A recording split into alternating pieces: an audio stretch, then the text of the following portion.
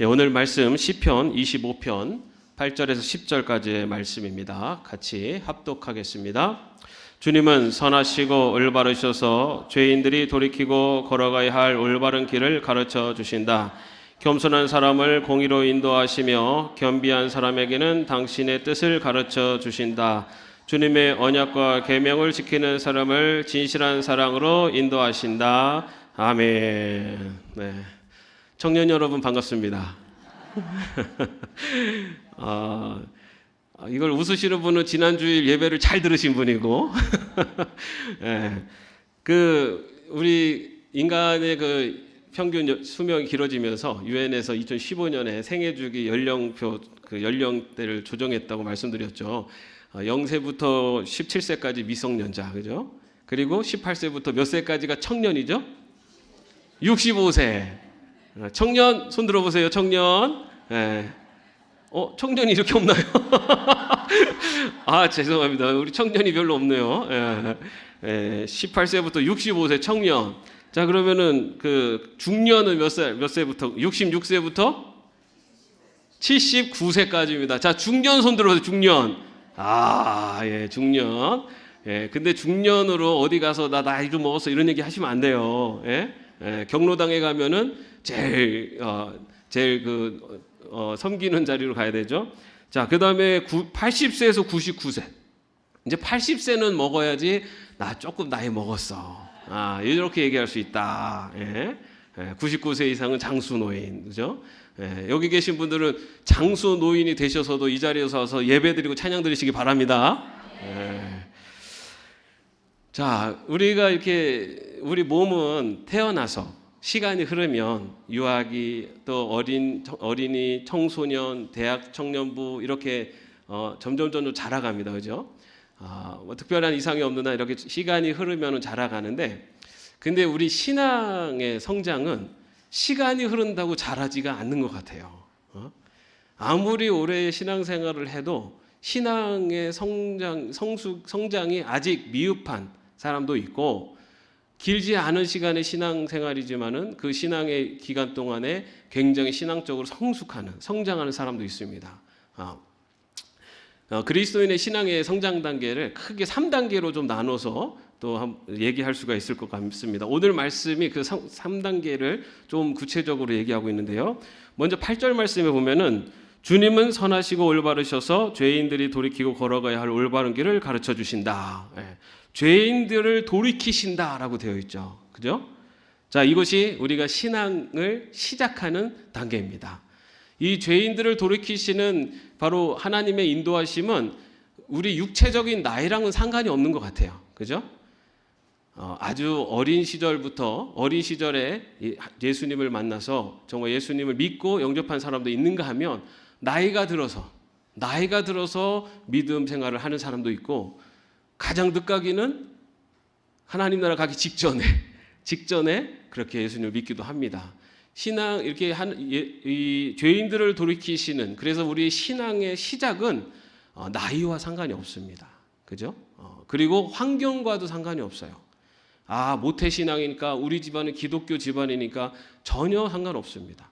내가 아무리 기독교 집안에서 자랐어도 내가 예수님을 영접하지 않으면 내가 기독교 집안에 살았다는 것, 내 부모님이 몇 대째 신앙생활을 했다는 것은 아무 의미가 없어요. 왜냐하면 구원은 개인의 문제입니다. 우리 집안이 기독교 집안인 것과 내가 구원받는 것과는 조금 더 기독교 문화나 그런 것을 접할 수 있는 기회가 많기 때문에 기회는 더 많을 수 있을 줄 몰라도, 내가 예수님을 영접하지 않으면 내가 기독교 집안에 우리 할아버지가 3대째, 4대째 전혀 소용없습니다. 내가 예수님을 영접하는 것, 그때부터가 우리 신앙이 시작되는 거예요. 그때 우리가 갓난아이로 태어나는 거고, 그때부터가 거듭난 인생으로 살아가는 것입니다. 이렇게 하나님이 죄인을 돌이키시는 단계가 가장 신앙의 첫 단계입니다. 여기 계신 분들은 그 신앙의 첫 단계를 다 넘으신 분인 줄 믿습니다. 이 신앙의 단계는요, 그 첫 단계는 내가 그럼 첫 단계를 어떻게 내가 다시 거듭났나? 라는 것을 어떻게 알 수 있냐면요, 이 거듭남에는 특징이 있어요. 뭐냐면 이 신앙으로 거듭나는, 다시 우리가 중생, 거듭남, 이 단계는요 회개가 꼭 따릅니다. 회개. 뭐냐면은 내 자신을 죄인으로 인정함에 대한 회개가 있어요. 우리가 예수님을 처음으로 예수님을 영접할 때 그때 예수님을 믿어야지 이게 아니었어요. 내 자신이 얼마나 부족한 죄인이고 나는 내 스스로 구원받을 수 없는 존재라는 것을 내가 인정하는 회개가 있습니다. 그리고 나서 나를 구원하신 예수 그리스도를 내가 영접할 수가 있어요. 나는 죄인이 아니야 라고 하는 사람은 예수 그리스도의 은혜가 필요치 않은 사람들이에요. 내가 죄인이라는 것을 인정하고 회개할 때 그때 나 같은 죄인을 구원하시기 위해서 이 땅에 오신 예수님을 내가 믿고 영접하는 겁니다. 이것이 신앙의 첫 단계, 죄인을 돌이키시는 바로 신앙의 첫 단계입니다. 이때 나에게 그러한 회개하게 하시고 나에게 믿음을 주시는 분이 누구시라고요? 성령 하나님이 주시는 겁니다. 지난 주일날 말씀드렸죠. 내가 예수님을 믿는 것은 내가 믿어야지 결단한다고 되는 게 아니에요. 여러분, 똑같은 사람들에게 똑같은 복음을 정해요. 누군가는 그 복음을 믿고 구원을 받지만 누군가는 그 복음을 듣고서 아무런 반응이 없어요. 그것은 하나님께서는 하나님의 백성을 선택하시고 선택된 백성에게 성령님을 보내시고 그 성령님이 우리 안에 오셔서 우리가 죄인임을 인정케 하시면서 우리 안에 예수님을 믿는 믿음을 주시는 겁니다. 그 믿음을 주시기 때문에 우리가 예수님을 믿을 수가 있어요. 내 의지로 결단으로 내 지식으로 예수님을 믿을 수가 없어요. 내가 예수님을 믿는 믿음이 있다면 내 안에 누가 계신 겁니까? 성령님이 계신 거예요. 그거를 신학적으로 성령 세례라고 합니다. 성령 세례. 여러분 다 성령 세례 받으신 줄로 믿습니다. 어디 가서 성령 세례 받으셨습니까? 하면 여러분 뭐라고 대답해야 돼요? 아멘 하셔야 돼요. 성령 세례 뭔가 막 불이야 해가지고 확 쓰러지고 막 뭔가 이런 걸 해봐야지 되는 거 아닌가? 아니에요, 여러분. 내가 예수님을 믿는 것 자체가 성령이 임재하신 거예요. 성령께서 나에게 임재하신 성령의 세례를 받은 자들입니다. 바로 이렇게 죄에서 돌이키시는 단계가 가장 첫 번째 단계입니다. 자, 그렇게 해서 이제 우리가 새로운 영으로, 새로운 생명으로 거듭났어요. 그죠? 거듭났어요. 응애 하고 태어났어요. 자, 그 다음에는 어떻게 됩니까?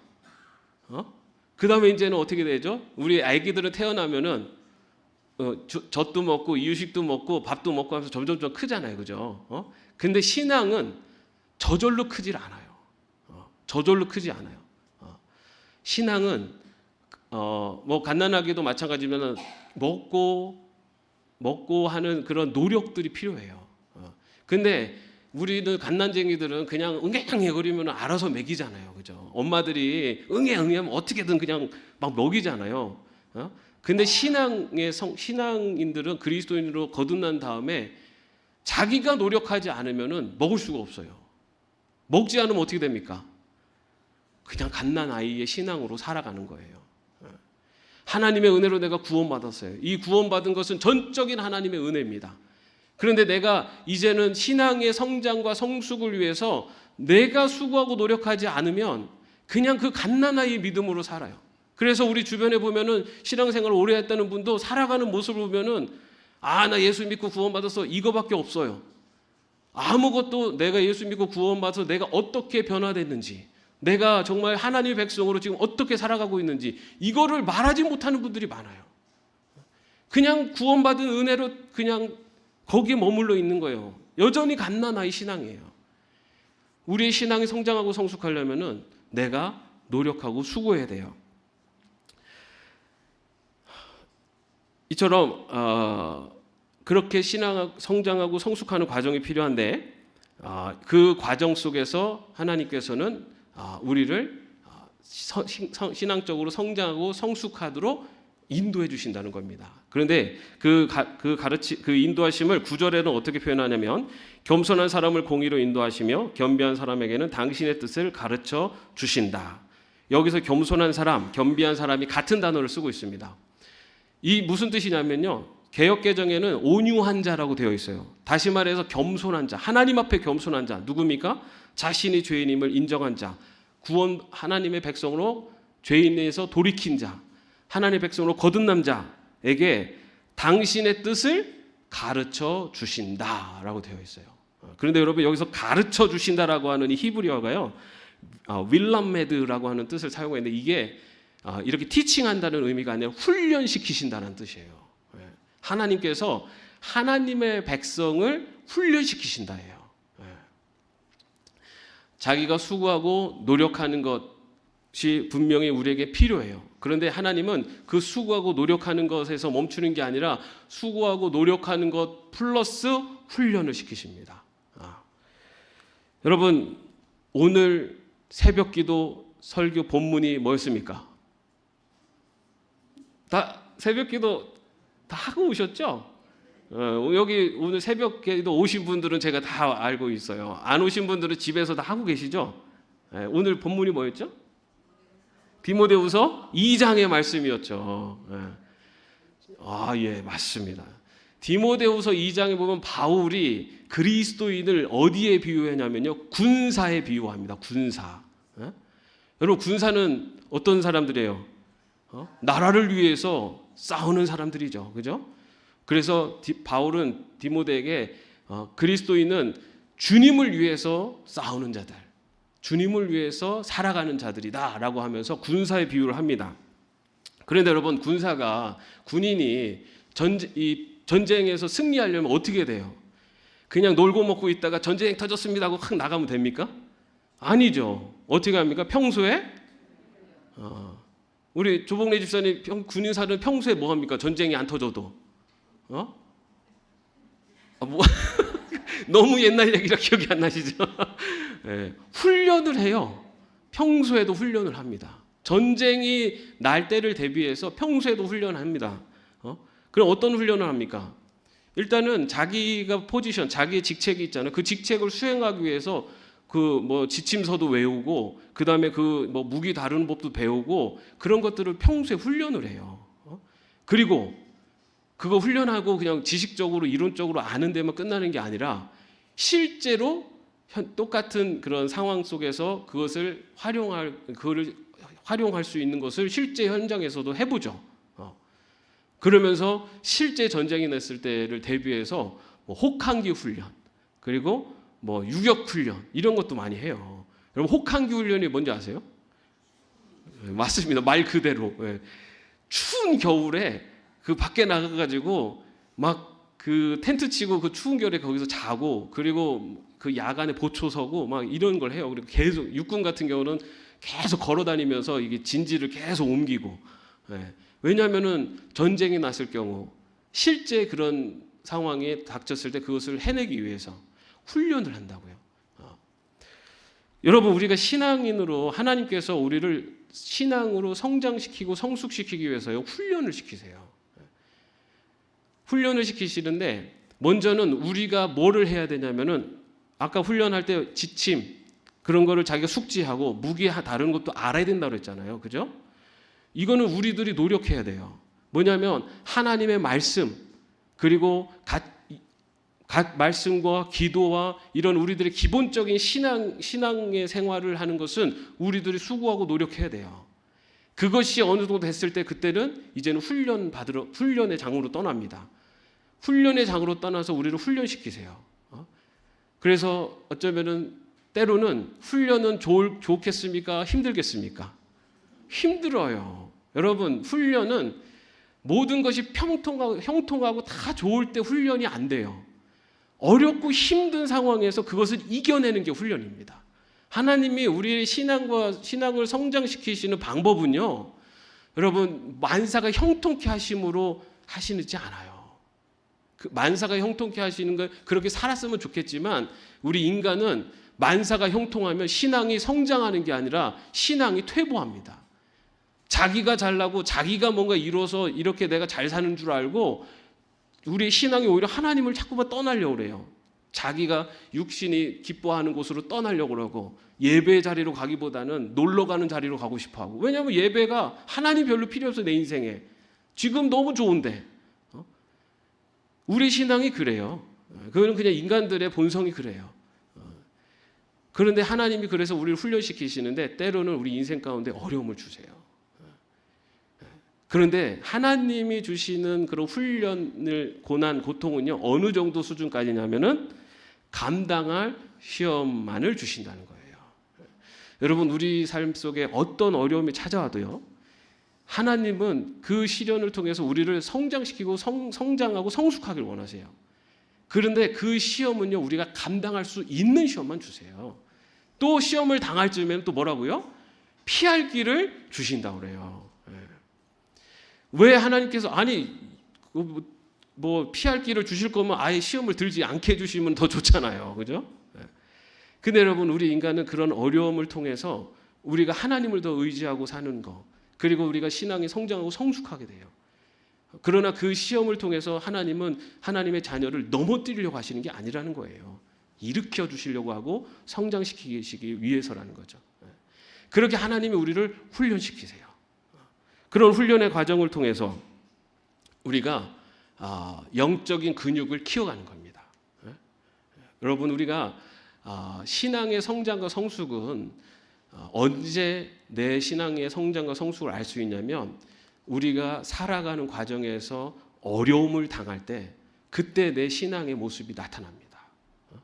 내 인생에 어려움이 닥쳐왔을 때 내가 이 어려움 속에서 어떠한 자세를 갖는지, 어떠한 태도로 이 어려움을 바라보고 이 어려움 속에서 이것을 감당해 가는지를 보면 내 신앙의 성장과 성숙을 알 수가 있어요. 똑같은 어려움을 당해도 누군가는 그 어려움 때문에 왜 나한테 이런 어려움이 생기나, 왜 나한테 하나님 왜 나한테 이런 어려움을 주십니까, 원망 불평하면서 이젠 안 돼, 포기해, 이러는 사람이 있는가 하면, 똑같은 어려움이 있어도 하나님 오히려 감사합니다, 나에게 이런 시련을 주셔서 하나님은 나를 성장케 하시고 성숙케 하시는 하나님은 은혜인 줄로 믿습니다. 하나님, 감당할 시험만을 주시는 하나님, 피할 길도 주시는 하나님, 내가 이 시험 속에 이겨서 내 신앙이 성장하고 성숙케 하시고 이것을 통해서 하나님 뜻을 발견하게 하옵소서 하면서 오히려 감사 기도를 드리는 분이 있어요. 왜 똑같은 삶의 현장에서 다른 모습이 나타납니까? 신앙의 성장과 성숙이 달라서 그래요. 하나님은 우리에게 어려움을 주실 때가 있어요. 그런데 하나님은요, 그 어려움을 통해서 우리를 성장시키시고 성숙시키시기 위함이라는 것입니다. 이것이 하나님이 하나님의 자녀를 성장하고 성숙해 하시는, 하나님이 훈련시키는 방법이에요. 그런 훈련으로 우리의 영적인 근육이 강화되면 어떤 사람이 되겠습니까? 우리가 10절 말씀 한번 같이 읽어보겠습니다. 주님의 언약과 계명을 지키는 사람을 진실한 사랑으로 인도하신다. 여러분, 우리가 신앙적으로 성장하고 성숙하면 어떤 사람으로 변화됩니까? 주님의 언약과 계명을 지키는 사람, 하나님의 말씀에 순종하는 사람으로 우리를 변화시킨다는 거예요. 하나님의 말씀에 순종하는 사람으로, 하나님의 말씀을 순종하는 사람, 어떠한 삶의 형편 속에서도 하나님이 기뻐하시는 길을 선택하고 하나님이 원하시는 길을 선택하는 이 모습이 진정한 성숙한 신앙인의 모습입니다. 나에게 이득이 있고 나에게 도움이 되는 것은 그쪽을 가지만, 내가 볼 때 여기는 나한테 도움이 안 돼, 아니, 판단의 기준이 내가 아니라 하나님으로 향하는 겁니다. 내가 이렇게 이 길을 선택했을 때 하나님이 기뻐하실까, 여기에 기준을 두면서 선택하고 그 길을 걸어가는 것, 그것이 바로 성숙한 신앙인의 모습이라는 겁니다. 하나님이 우리들에게 원하시는 신앙인의 모습은 하나님의 뜻, 하나님의 말씀에 순종하는, 하나님의 언약과 계명을 지키는 자입니다. 그런 자에게 어떻게 하신다고요? 진실한 사랑으로 인도하신다. 여러분, 하나님이 전지전능하신 분임을 믿습니까? 하나님이 역사의 주관자심을 믿습니까? 하나님 말씀에 순종하면 하나님께서 그 모든 길을 가장 선한 길로 인도하실 줄로 믿습니까? 그 믿음으로 가는 하나님 백성들이요, 진실한 하나님의 사랑을 맛보며 누리며 사는 자들입니다. 하나님, 우리의 신앙의 성장이 바로 이런 하나님의 말씀에 순종하는, 그래서 진실한 하나님의 사랑을 맛보고 누리며 살아갈 수 있기를 바랍니다. 그런데 여러분, 우리의 신앙의 성장이요, 이렇게 훈련받고 그 다음에 어느 한순간에 한 번에 탁 성장하고 따잔 하고 완료하지 않아요. 이게 반복됩니다. 첫 번째 단계는 하나님의 은혜로 한 번으로 족해요. 이것은 평생에 한 번이에요. 근데 두 번째, 세 번째 단계는 계속 왔다 갔다 해요. 그래 왔다 갔다 하면서 어떻게 됩니까? 점점 성장하고 성숙해 가는 겁니다. 그래서 우리의 신앙이 정말 그리스도 안에서 성장하고 성숙하면 매 순간이 하나님의 사랑이에요. 매 순간이. 내가 이렇게 있는 것도 하나님의 은혜. 내가 어려움에 있어도 이것도 하나님의 은혜. 그래서 신앙의 이 성장과 성숙의 과정을 통해서 매 순간이 하나님의 은혜를, 하나님의 사랑으로 인도함을 받는 자, 그런 신앙에 성장하고 성숙하는 저와 여러분이 되시기를 주님의 이름으로 축원합니다. 기도하겠습니다. 죄인된 우리를 돌이키사 올바른 길로 인도하시고 우리를 신앙의 성장과 성숙을 위해서 훈련시키시고